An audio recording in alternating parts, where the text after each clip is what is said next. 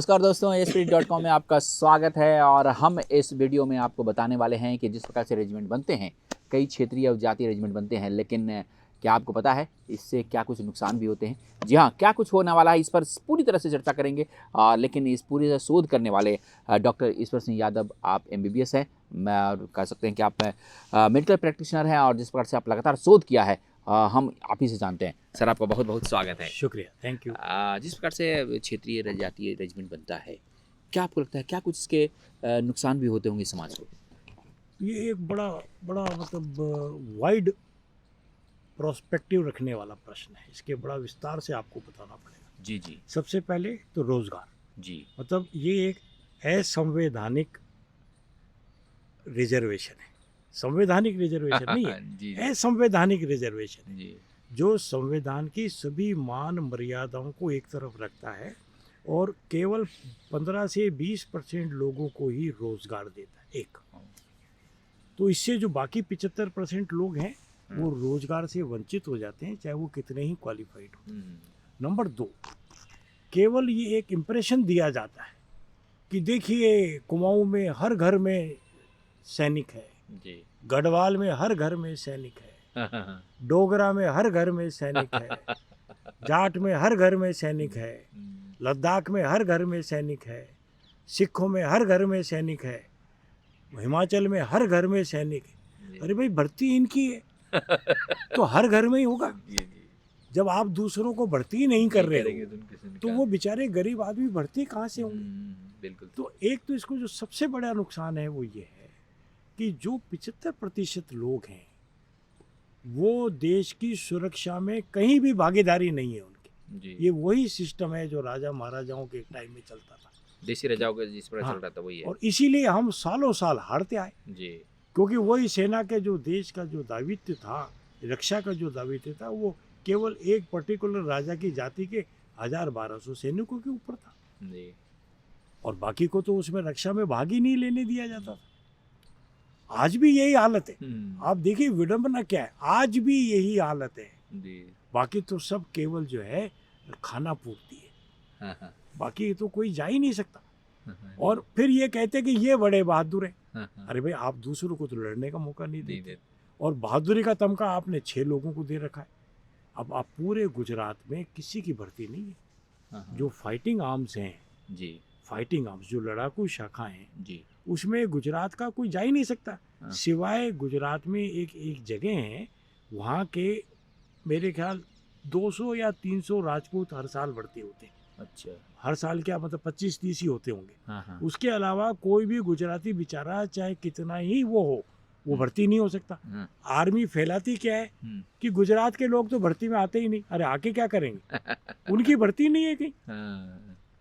उनकी कहीं भर्ती नहीं है। अब बंगाल में देखो आप, केवल पूरा बंगाल कितना बड़ा है? पूरे बंगाल का केवल राजपूत रेजिमेंट में 100 आदमी भर्ती किए जाते हैं, बाकी उनकी कहीं भर्ती नहीं है। तो आपने देखा होगा बंगाली सिपाही की यही नहीं है। वो बेचारा यूथ तो वैसे ही ढूंढ रहा है, वो तो नक्सली बन रहा है। क्या जी? तो एक ऐसा मिथ क्रिएट करा इन्होंने जी कि यही लोग जाते हैं जी, दूसरा कोई आता नहीं। बल्कि झगड़ा ये कि वह जाके करे क्या है, भर्ती नहीं। भाई जाए तो जब ना जब भर्ती हो, भर्ती नहीं है। जी। तीसरी जो सबसे बड़ी बात है कि सेना आज रोजगार का सबसे बड़ा साधन है।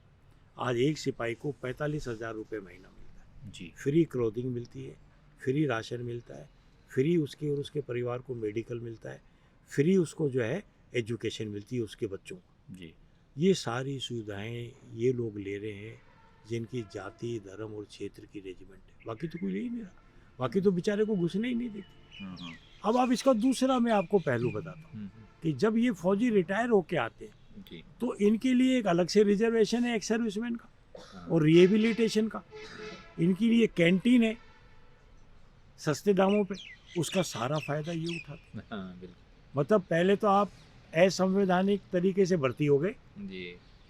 और फिर जो है आप सारे मौज और मस्ती जो सुविधाएं मिलती है वो सबको सारे आप लूट रहे। जी तीसरा जो सबसे बड़ी बात है और सबसे इम्पोर्टेंट, जी। आपने देखा होगा कि अफसर और chief of the army staff वगैरह जितने भी हैं ये कुछ ही जातियों के लोग बन रहे हैं। जी। इसके पीछे भी एक तरीका है। जी अच्छा, वो क्या तरीका है क्या है? कि सबसे पहले तो 75% सेना में भर्ती इन कुछ जाति और कुछ क्षेत्रों के लोगों के लिए रिजर्व होगी, जी होगी ना। हाँ बिल्कुल, तो भर्ती हो गई, ये असंवैधानिक है, हाँ हाँ ठीक है, इलीगल है, हाँ ये नस्ल भेदी है, जी ये रंग भेदी है। क्या जी, भर्ती हो गई। अब भर्ती होने के बाद ये जितने भी सैनिक स्कूल हैं, मिलिट्री स्कूल हैं, जी इसमें 90% स्थान जेसीओ और नीचे, मतलब जी। सूबेदार और उससे नीचे के लोगों के लिए आरक्षित है।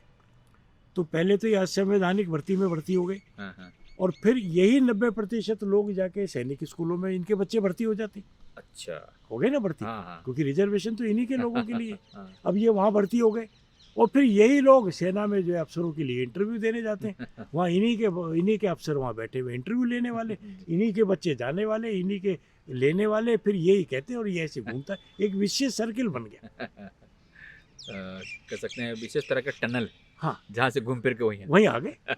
पहले सिपाही भर्ती हुआ, वो उसने सारे जो है पेंशन भी ली, सब कुछ सुविधा लिया, लिया, मिलिट्री स्कूल फिर में उसके बच्चों को पढ़ाया, मिलिट्री स्कूल में बच्चों को पढ़ाया, और उसके बाद फिर उसने उन्हीं के अफसर है, उन्होंने अफसर बना दिया, और धीरे धीरे अब आप देख रहे हो कुछ ही जाति के और कुछ ही क्षेत्र के लोग जो है वो भर रहे। और इतना वहाँ एक ऐसा संगठित गिरोह है सेना में, ये सही बात है, जी सेना में एक ऐसा संगठित गिरोह है जी जो गिरोह पावर में आता है, चाहे वो पहाड़ का गिरोह हो, चाहे वो सिखों का गिरोह हो, चाहे वो राजपूतों का गिरोह हो, चाहे वो मराठों का गिरोह हो, तो मैं उसको गिरोहबंदी कहता हूँ। जी जी देखिए अब इनकी इतनी भर्ती है कि इनके जो है आदमी नहीं मिलते। सिखों की इतनी भर्ती है कि सिख युवक तो मिल ही नहीं रहा, कभी बॉम्बे भर्ती करने जाते हैं, कभी राजस्थान भर्ती करने जाते हैं। मेरे पास अखबार की कटिंग है जी जिसमें नॉन सिख युवक जी केश बढ़ा के और जो है धर्म परिवर्तन करके सिख बन गए भर्ती होने के लिए। क्या, और वो जब बेचारे वहाँ भर्ती होके गए तो उनसे पूछा कि गुरुवाणी सुनाओ, अब उनको तो पता नहीं, पता बेचारों नहीं, को, नहीं क्योंकि भर्ती सिखों की है तो उन्होंने अपने रख के केस वगैरह रख के भर्ती हो गए। जब गुरुवाणी नहीं आई तो उन्हीं के खिलाफ 400 BC का मुकदमा दर्ज करके उन युवकों को निकाल दिया। ये अखबार में आई हुई खबर है, और ये मेरे पास कटिंग पड़ी है, मैं आपको दिखा सकता हूँ। हम उस कटिंग को भी देखेंगे। जी जी अब आप ये देखिए, अरे 400 BC और कानून के उल्लंघन का मुकदमा तो फौज पे होना चाहिए, और उन गरीब लोगों पे आपने फौज का मुकदमा दर्ज कर दिया, 400 BC का मुकदमा दर्ज कर दिया। कुमाऊनी और गढ़वालियों की इतनी भर्ती है कि वहाँ आदमी नहीं मिलता पहाड़ के ऊपर। अब ये जो जनरल रावत था, अब बात ही इस देश में सच बोलने के लिए कोई नहीं तैयार, कोई सुनने के लिए तैयार नहीं। जनरल रावत ने अपने आदमियों की मदद करने के लिए जो 100 साल से चले आ रहा था फिजिकल स्टैंडर्ड कि इतने सेंटीमीटर हाइट होनी चाहिए, 100 साल से चला आ रहा था, उसमें चूंकि इनके बच्चे नहीं मिल रहे थे, उसको कम करके पहाड़ों के लिए 3 सेंटीमीटर कम कर दिया। अब असक्षम लोग जा रहे हैं, लेकिन पहाड़ों की भर्ती इतनी है कि भाई उनके हाइट नीचे करके सबको भर्ती कर दिया इन्होंने, और कोई नहीं बोलता, सब कहते हैं बड़ा अच्छा करा जी, हमारे तो जो है ऐसा है जी, हम तो ये हो क्या रहा है। इससे बड़ा कुचक्र, इससे बड़ा जातिवाद, इससे बड़ा जो है मतलब देश के संविधान की बेइज्जती दुनिया में कहीं नहीं। चलिए, क्षेत्रीय असमानता से क्या कुछ नुकसान है और क्या कुछ और भी होना चाहिए, इस पर हमने खास बात की। जी हाँ, डॉक्टर ईश्वर सिंह यादव जी हमारे साथ बने हुए हैं। इस वीडियो में इतना ही।